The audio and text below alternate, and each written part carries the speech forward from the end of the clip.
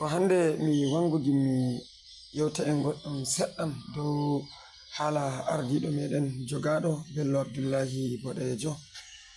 Yimɓe fuu ko moye eno numirta sungulla ɗo no famirta sungulla. Goɓɓe mbi'a ɗum aibe mako jogimo, wato laifi makko, non goɓɓe bo mbi'a ɗum ɓe giɗamo jogimo, goɓɓe bo mbi'a ɗum ɓe giɗa fulɓe ɓe juldanko jogimo.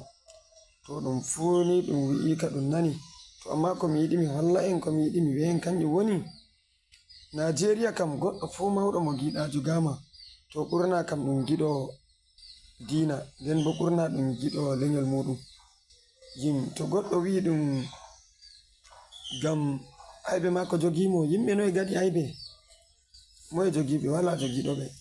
To hande kam komi wangi nder fajiri hande nyalande nde teddude, mi yiɗi mi wi'a en ko mi holla en Bello Abdullahi Boɗejo kam wala ko mo jogana ko sali ko ɓurni emo yiɗi yimɓe mako fulɓe, emo yiɗi fulɓe, emo yiɗi fulɓe, nden emo yiɗi diina, emo darani fulɓe, emo darani diina. To ɗum kanƴum tan waɗi lamiɗo fulɓe joga. Wallahi to o walano haaje ɓe mako be diina, to o yiɗano ɓe mako mo yiɗa diina, wallahi wala jogotoɗo mo. To jotta ɗo kom ko jiiɗol lamiɗo fulɓe jogama, wallahi mi tabbitinano ngam mo giɗuɗo fulɓe, nden bo emo yiɗi diina mako ɗum Islam, ɗum kanƴum tan waɗi mo joga. Jotta e Najeriya to on naski on fami on gi'ai giɗuɗo diina, ballowo diina, giɗuɗo ɓe muɗum, ballowo ɓe muɗum, ɗum kanko ɗum jogoto. Enen fulɓe giɗɗo en pat wallahi hande kam nder bone o woni.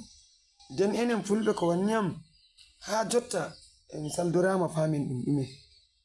Ɗo to lamiɗo fulɓe joga, jimmeɗen mo joga. Wallahi to mo wannano ka meɗen mo huwanta en, wala ko wanni gomnati e mako, ko gomnati waɗata mo. Amma daga emo yiɗi fulɓe, emo tokka dabaroje no watta fulɓe latto eɓe ngodi enti, emo jaɓana ɓe enti, mo yiɗa ko memi pullo, mo yiɗa ko nawni pullo ɓernde, ko nde fuu no waɗata mo jaɓana pullo enti mo darani, ɗum kanƴum jeyi famo joga.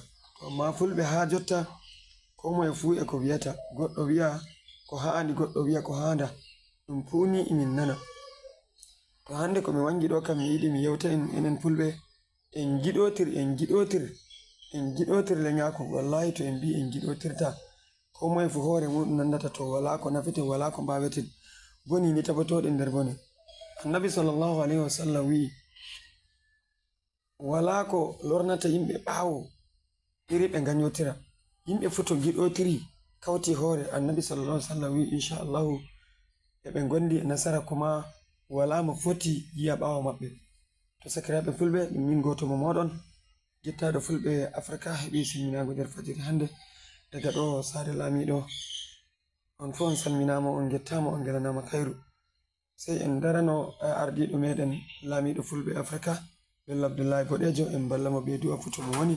Jomirawo seniɗo renamo, nden jomirawo seniɗo wartiramo jam nder iyalu makko. On fu on jarama, on calminama denɗiraɓe. Jomirawo seniɗo wartir lamiɗo nder sare muɗum jam, nde no en goniri jam. Assalamu alaikum wa rahmatullahi wa barakatuh.